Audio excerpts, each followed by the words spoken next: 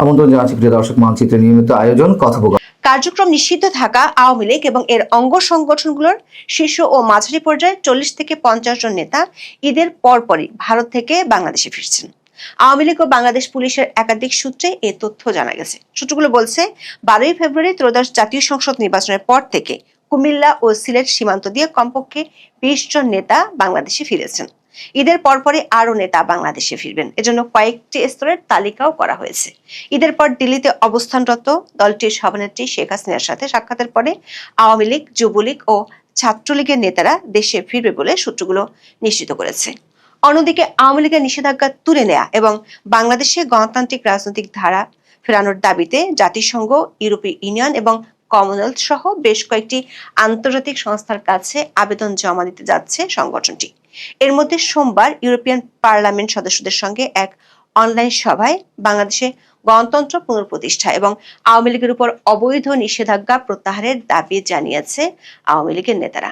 European পার্লামেন্টের হস্তক্ষেপ দাবি করা হয় ওই সভায়। তবে বিএনপি মহাসচিব ও স্থানীয় সরকার মন্ত্রী মির্জা ফখরুল ইসলাম আলমগীর, যিনি ভোটের আগে আওয়ামী লীগ সমর্থকদের কাছে ভোট চেয়েছিলেন, তিনি বলেছেন আওয়ামী লীগের কার্যক্রম বন্ধ আছে, বন্ধ থাকবে, যদিও তিনি ব্যক্তিগতভাবে রাজনৈতিক দলকে কর্মকাণ্ড চালানোর পক্ষে মত দিয়েছেন। সূত্রগুলো বলছে সংসদের প্রথম অধিবেশনের 1 মাস পূর্ণ না হওয়া পর্যন্ত সরকার আওয়ামী লীগের কার্যক্রম নিষেধাজ্ঞার বিষয়টি নিয়ে আনুষ্ঠানিকভাবে কোনো সিদ্ধান্ত জানাতে চায় না। বিস্তারিত জানতে চলুন যাওয়া যাক বিশ্লেষণ।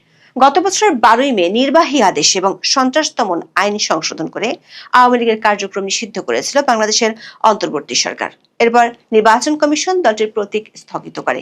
দেশীয় আন্তর্জাতিক নানা মহল থেকে বিষয়টি নিয়ে সমালোচনা হলেও শেষ পর্যন্ত আওয়ামী লীগকে ত্রয়োদশ জাতীয় সংসদ নির্বাচনে অংশ নিতে দেয়নি বিগত অন্তর্বর্তী সরকার। 12ই ফেব্রুয়ারি নির্বাচনে বিএনপি নিরঙ্কুশ সংখ্যাগরিষ্ঠতা পায়। নির্বাচনী প্রচারণায় বিএনপির অনেক শীর্ষ নেতাকে আওয়ামী লীগের ভোটারদের কাছে ভোট চাইতেও দেখা গেছে। জনশ্রুতি আছে জামায়াত ইসলামী ও এনসিপি জোটকে ঠেকাতে গিয়ে আওয়ামী লীগের ভোট ব্যাংকের একটি বড় অংশ বিএনপিকে ভোট দিয়েছিল। জামায়াত ও এনসিপির পক্ষ থেকেও এমন অভিযোগ করা হয়েছিল। তাদের অভিযোগ হলো তলে তলে আওয়ামী লীগের সাথে আতাত করে বিএনপি নির্বাচনে জিতেছে। বিশেষ করে নির্বাচনের পর দেশের অনেকগুলো জেলা ও উপজেলায় আওয়ামী লীগের কার্যালয় খোলা এবং সেখানে মিছিল সমাবেশ করার পর এনসিপির পক্ষ থেকে জোরালোভাবে এমন অভিযোগ করা হয়। গণমাধ্যমগুলোতে প্রকাশিত তথ্য অনুযায়ী 12ই ফেব্রুয়ারি নির্বাচনের পর থেকে দেশের 29টি জেলায় কার্যক্রম নিষিদ্ধ থাকা আওয়ামী লীগের কার্যালয় খোলার ঘটনা ঘটেছে। তবে এর মধ্যে কয়েকটি জেলায় আবার ভাঙচুরের ঘটনাও ঘটেছে। আবার আওয়ামী লীগের 2 জন এমপি সহ বেশ কয়েকজন জামিনও পেয়েছেন। তবে বিরোধী পক্ষ থেকে জামিন দেওয়ার বিরোধিতার কারণে অনেকে জামিন পাওয়ার পর তাদের আবার নতুন করে শোন অ্যারেস্ট দেখানো হচ্ছে। আওয়ামী লীগ ও পুলিশের একাধিক সূত্রে জানা গেছে, নির্বাচনের পরপরই শেখ হাসিনা দলের এক অনলাইন সভায় নেতাকর্মীদের দেশে ফেরার প্রস্তুতি নিতে বলেছিলেন। এরপর দিল্লিতে শেখ হাসিনার সাথে দলটির শীর্ষস্থানীয় নেতাদের এ নিয়ে বৈঠক হয়েছে। সে বৈঠকে কোন পর্যায়ে কারা ফিরবেন তাও ঠিক করা হয়। জানা গেছে, ফেরার জন্য যে তালিকা তৈরি করা হয়েছে সেখানে আগে গুরুত্ব দেওয়া হচ্ছে বাংলাদেশের কোন কোন এলাকায় জুলাই আন্দোলনের সময় কোনো হত্যাকাণ্ড হয়নি তার উপর। যেসব এলাকায় হত্যাকাণ্ড হয়নি, অর্থাৎ জুলাই আন্দোলনকে ঘিরে যেসব এলাকায় কোনো হত্যা মামলা দায়ের হয়নি, সেসব এলাকায় নেতাদের প্রথমে ফেরানোর উদ্যোগ নেওয়া হচ্ছে। জানা গেছে, নির্বাচনের পর সীমান্ত দিয়ে এ পর্যন্ত কমপক্ষে আওয়ামী লীগ ও এর অঙ্গ সংগঠনগুলোর 40 জন নেতা বাংলাদেশে ঢুকেছে। ফেব্রুয়ারির শেষ সপ্তাহ থেকে এই ফেরা শুরু হয়। কুমিল্লা ও সিলেট সীমান্ত দিয়ে বেশিরভাগ নেতা দেশে এসেছে বলে জানা গেছে। প্রথম লটে দলটির মাঝারি সারির নেতারাই বেশি বাংলাদেশে এসেছে। দলটির একাধিক সূত্র বলছে, ঈদের পরপরই আরেকটি লটে দেশে ফিরছেন দলটির অনেক নেতা। সংখ্যাটি 40 থেকে 50 জন হতে পারে বলে ধারণা পাওয়া গেছে। এদের বেশিরভাগ বিভিন্ন পৌরসভা ও উপজেলা চেয়ারম্যান এবং ছাত্রলীগের পদাধিকারী নেতা। এদের পর এই গ্রুপটি দিল্লিতে অবস্থানরত দলটির সভানেত্রী শেখ হাসিনার সাথে সাক্ষাৎ করবেন। সাক্ষাৎ শেষে তারা সীমান্ত দিয়ে দেশে ফিরবেন। জানা গেছে, আওয়ামী লীগের শীর্ষস্থানীয় 4 জন নেতা ভারতে বিষয়টির সমন্বয় করছেন। এই 4 জনই আওয়ামী লীগ সরকারের মন্ত্রী ছিলেন। ইতিমধ্যে তারা দ্বিতীয় পর্যায়ে যারা ফিরবেন তাদের তালিকা চূড়ান্ত করেছেন। তবে দেশে ফেরার ক্ষেত্রে নেতাদের বিশেষ কিছু নির্দেশনা দেওয়া হয়েছে বলে জানিয়েছেন আওয়ামী লীগের এক নেতা। তবে নিরাপত্তার স্বার্থে তিনি নাম প্রকাশ করতে চাননি। দলীয় নেতাদের ফেরানোর পাশাপাশি আন্তর্জাতিক মহলও তোড়জোড় শুরু করেছে আওয়ামী লীগ। ইতিমধ্যে দলটির শীর্ষস্থানীয় পর্যায় থেকে জাতিসংঘ, কমনওয়েলথ এবং ইউরোপীয় ইউনিয়নের সাথে যোগাযোগ করা হয়েছে। সোমবার ইউরোপিয়ান পার্লামেন্টের সদস্যদের সঙ্গে এক অনলাইন সভায় আওয়ামী লীগের উপর অবৈধ নিষেধাজ্ঞা প্রত্যাহারের দাবি জানানো হয়েছে। এক্ষেত্রে ইউরোপিয়ান পার্লামেন্টের হস্তক্ষেপও দাবি করা হয়েছে। ইউরোপিয়ান পার্লামেন্ট সদস্য ইহুয়ান ড্যানিয়েলসন এবং এভিন ইঞ্চির সঙ্গে এই অনলাইন সভায় কথা হয় আওয়ামী লীগ নেতাদের। নির্বাচনের আগে 2 দফায় কমনওয়েলথ মহাসচিব বৈঠক করেছিলেন শেখ হাসিনার ছেলে সজীব ওয়াজেদ জয়ের সাথে। তবে কোন প্রক্রিয়ায় আওয়ামী লীগের কার্যক্রমের উপর নিষেধাজ্ঞা তোলার দাবিটি উপস্থাপন করা হবে সেটি নিয়ে এখনো নিশ্চিত নয় দলটির নেতারা। তারা কি আইনি প্রক্রিয়া আগাবে নাকি সরকার নিষেধাজ্ঞা তোলার জন্য অপেক্ষা করবে সেটি নিয়ে পরিষ্কার কোনো ধারণা পাওয়া যায়নি দলটির নেতাদের কাছ থেকে। এদিকে বিএনপি মহাসচিব ও স্থানীয় সরকার মন্ত্রী মির্জা ফখরুল ইসলাম আলমগীর আওয়ামী লীগের রাজনৈতিক কার্যক্রমে নিষেধাজ্ঞা প্রসঙ্গে বলেছেন, আওয়ামী লীগের কার্যক্রম নিষিদ্ধ আছে, বন্ধ আছে, বন্ধ থাকবে। বাকি যারা আছে তারা কাজ করবে, করছেও। বুধবার রাতে রাজধানীর গুলশানে বিএনপির চেয়ারম্যান তারেক রহমানের কার্যালয়ে সাংবাদিকদের সঙ্গে মতবিনিময় করেন মির্জা ফখরুল। সেখানে সাংবাদিকদের এক প্রশ্নের জবাবে তিনি একথা বলেন। আওয়ামী লীগের কার্যক্রম সম্পর্কে মির্জা ফখরুল ইসলাম আলমগীর বলেন, এরা হঠাৎ করে বেরিয়ে আসে। এগুলোকে খুব বেশি গুরুত্ব দেওয়ার কিছু আছে বলে আমি মনে করি না। আমি যেটা মনে করি, পলিটিক্সটাকে চলতে দিন। Let politics move in its own way, let democracy move in its own way. বিচ্ছিন্নভাবে কোনো কিছুকে দেখে রাজনীতিকে বন্ধ করে, গণতন্ত্রকে আটকে দিয়ে, পথ বন্ধ করে দিয়ে লেট ইট মুভ, কাজ করুক না। মির্জা ফখরুল বলেন, যেহেতু এখন আওয়ামী লীগের কার্যক্রম নিষিদ্ধ আছে, বন্ধ আছে, বন্ধ থাকবে। বাকিরা যারা আছে তারা কাজ করবে, করছেও। আওয়ামী লীগ তো চেষ্টা করবে কিছু কিছু কাজ করতে, করছে। লাভ তো হচ্ছে না, জনগণ তাদের রিজেক্ট করেছে বলে দাবি করেন মির্জা ফখরুল। যদিও মির্জা ফখরুল প্রকাশ্যে নির্বাচনের আগে আওয়ামী লীগের ভোটারদের কাছে ভোট চেয়েছিলেন। সরকার একটি অংশ মনে করে ত্রয়োদশ জাতীয় সংসদের প্রথম অধিবেশনের 1 মাস পূরণ হবে 11 এপ্রিল। ওই পর্যন্ত কিছু আইনগত দিক নিয়ে সরকারকে সিদ্ধান্ত নিতে হবে। সে কারণে সরকারের পক্ষ থেকে আওয়ামী লীগের নিষেধাজ্ঞার ইস্যুটি নিয়ে তার আগে কোনো সিদ্ধান্ত আসার সম্ভাবনা কম। তবে অন্তর্বর্তী সরকার 133টি অধ্যাদেশ এরই মধ্যে বিশেষ কমিটিতে পাঠানো হয়েছে। সেই অধ্যাদেশগুলোর মধ্যে একটি হলো সন্ত্রাস দমন সংশোধনী অধ্যাদেশ, যেটিতে অন্তর্বর্তী সরকার রাজনৈতিক দলের কার্যক্রম নিষিদ্ধের বিধান যুক্ত করেছিল। এসব অধ্যাদেশ নিয়ে 2 এপ্রিলের মধ্যে বিশেষ কমিটি তাদের সিদ্ধান্ত চূড়ান্ত করে ফেলবে।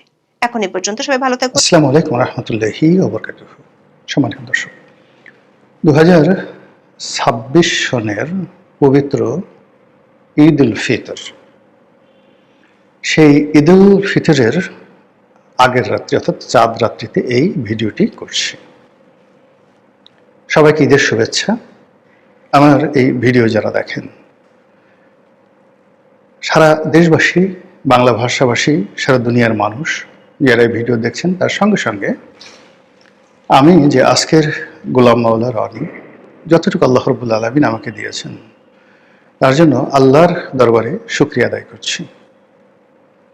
এবং আজকের এই পবিত্র রজনীতে শুকরিয়া আদায় করছি আমার সকল বন্ধুবান্ধব, আত্মীয় স্বজন, আমার জন্মদাতা পিতামাতা এবং আমার সাহায্যকারী যে সকল লোকজন রয়েছেন, বিশেষ করে আমার নির্বাচনী এলাকার লক্ষ লক্ষ মানুষ, যাদেরকে আমি অন্তর থেকে ভালোবাসি, বিশ্বাস করি এবং আমার প্রার্থনায় নিয়ত পটুয়াখালী 3 আসনের গলাচিপা এবং 10 মিনার মানুষের জন্য আমার যে প্রেম, আমার যে ভালোবাসা, এটা আমি বুঝাতে পারবো না। তাদের জন্য দোয়া এবং তাদের সবাইকে ঈদ মুবারক। গলাচিপার মানুষ ভালো থাকুন, 10 মিনার মানুষ ভালো থাকুন, আল্লাহ আপনাদেরকে আরো ভালো রাখুন, এই প্রার্থনা করছি।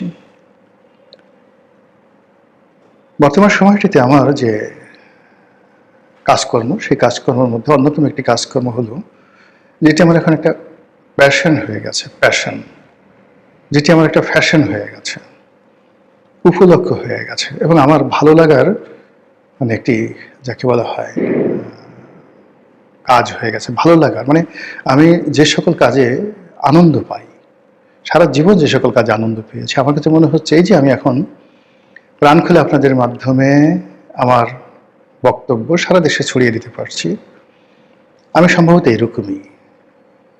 অনেক কিছু করার চেষ্টা করেছি, কবি হওয়ার চেষ্টা করেছি, কবিতা লেখার চেষ্টা করেছি, উপন্যাসিক হওয়ার চেষ্টা করেছি, ব্যবসায়ী হওয়ার চেষ্টা করেছি, ধনী হওয়ার চেষ্টা করেছি, রাজনীতিবিদ হওয়ার চেষ্টা করেছি।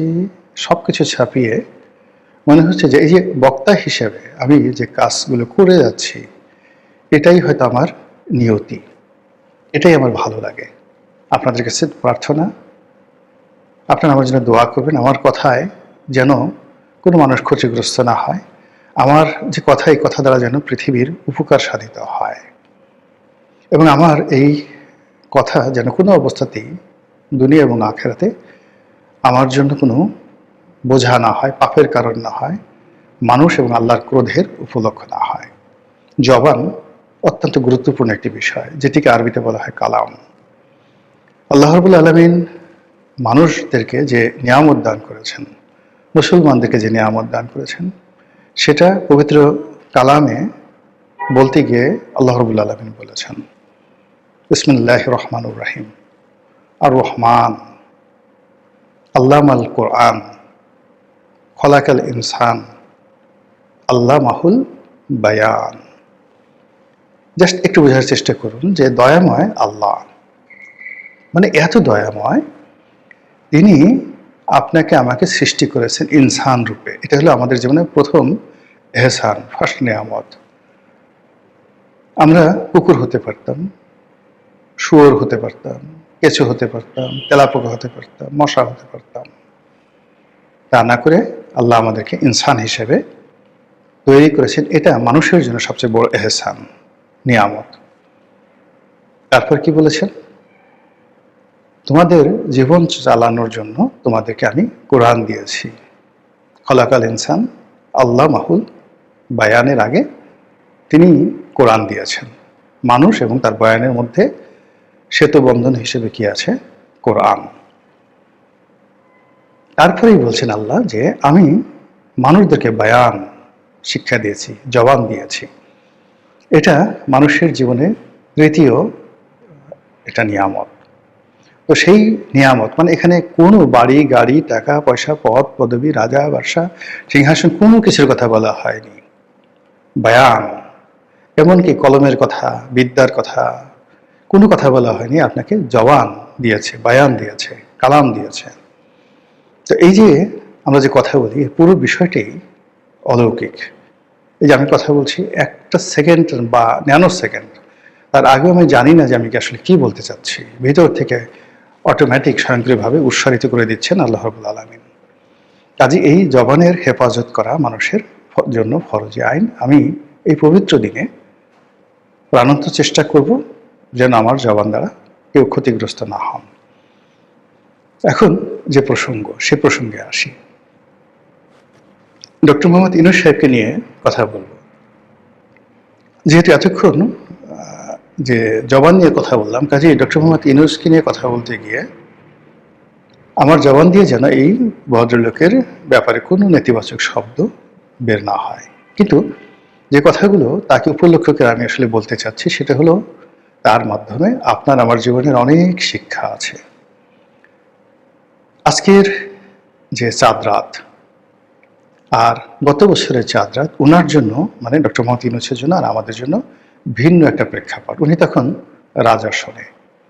রাজার আসনে, এবং ঈদের দিন তিনি জামাত আদায় করেছিলেন দেশের উজিরে আজম রূপে, প্রধান নির্বাহী বা প্রধানমন্ত্রী রূপে।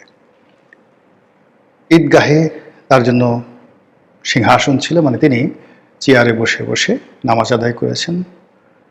ফাঁকে ফাঁকে তার পানির প্রয়োজন হতে পারে, এজন্য তার পাশে নজিরবিহীনভাবে একটা চেয়ার ছিল, চেয়ারের পাশে একটা টেবিল ছিল। সৌদি আরবের বাদশাহ সালমান বা কুয়েতের আমির কিংবা সংযুক্ত আরব আমিরাতের রাজা বাদশাহ যারা আছেন, ঈদগাহে গিয়ে এভাবে ডক্টর মোহাম্মদ ইউনূসের মতো এতটা জাঁকজমকপূর্ণভাবে নামাজ আদায় করেছেন আমি দেখিনি। অথচ এইবার তিনি সেই জাতীয় ঈদগাহে যাওয়ার জন্য নিমন্ত্রণ পেয়েছেন কিনা জানি না। কালকে দেখা যাবে, আপনারা দেখবেন। 2 নম্বর হলো যে তিনি যাবেন কিনা তাও জানি না, যদি নিমন্ত্রণ পান। 3 নম্বর হলো এখানে তার জায়গাতে স্থলাভিষিক্ত হবেন জনাব তারেক রহমান সাহেব, আর রাষ্ট্রীয় প্রোটোকল অনুযায়ী রাষ্ট্রের প্রধান ব্যক্তি মহামান্য রাষ্ট্রপতি শাহাবুদ্দিন চুপ্পু তিনি থাকবেন। গত বছর তিনি ছিলেন না, বলা হয়ে থাকে তাকে ঈদের এই জামাতে অংশগ্রহণ করতে দেওয়া হয়নি সরকারের পক্ষ থেকে। এই বছর আল্লাহ তার ইজ্জত, তার সম্মান ফিরিয়ে দিয়েছেন।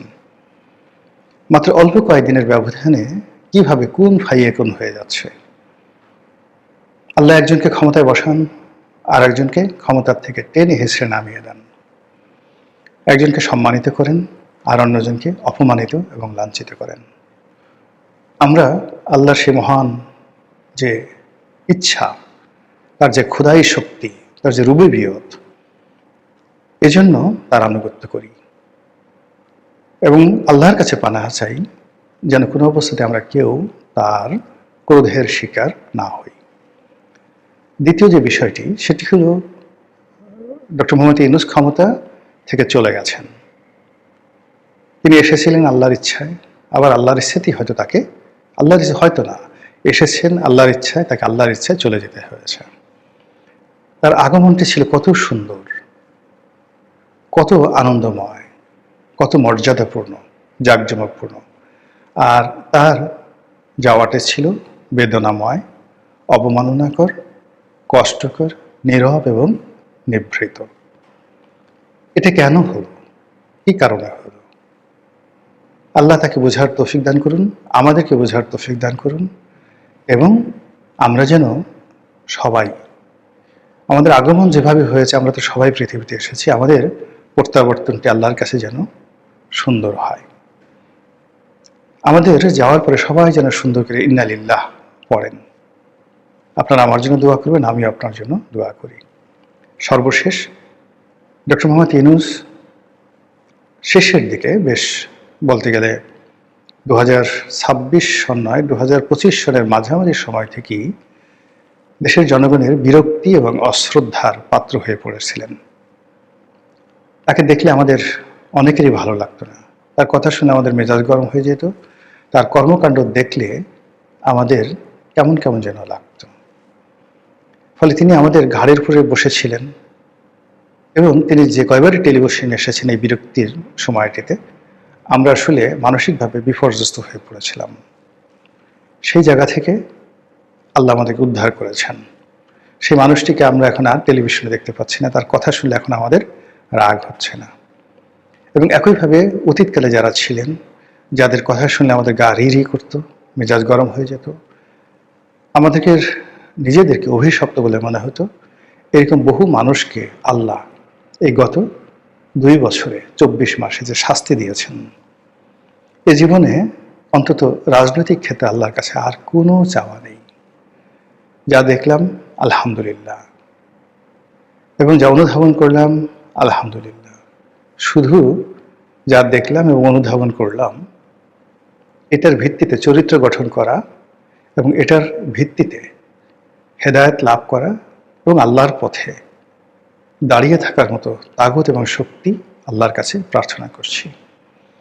একই সঙ্গে ইরান এবং আমেরিকার যে যুদ্ধ দেখে যাচ্ছি, আমার মন বলছে, পৃথিবীর নিপীড়িত মানুষ বলছে, ইসরায়েল এবং আমেরিকার যে দম্ভ চুরমার হয়ে যাবে, এবং এই ঘটনার মাধ্যমে ইরানের একটি নতুন শক্তিমত্তা তৈরি হবে, এবং মধ্যপ্রাচ্যে কোরআনকে ব্যবহার করে, ইসলামকে ব্যবহার করে, বাইতুল্লাহকে ব্যবহার করে, আল্লাহর দেয়া নেয়ামত, তেল সম্পদ, এগুলোকে ব্যবহার করে যারা জেনা, ব্যভিচার, অপব্যয় এ সকলের মেলা বসিয়েছে।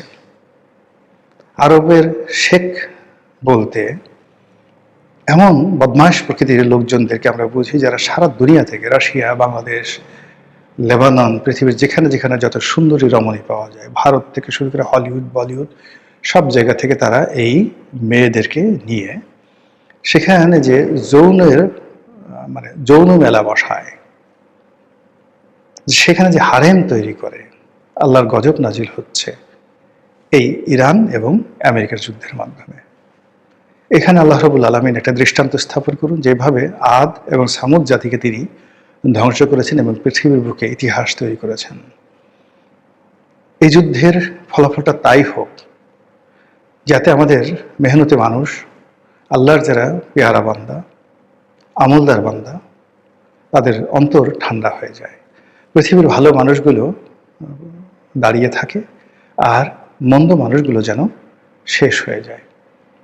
পৃথিবীতে শান্তির বাতাস প্রবাহিত হোক, পৃথিবীর সব মানুষ ভালো থাকুক।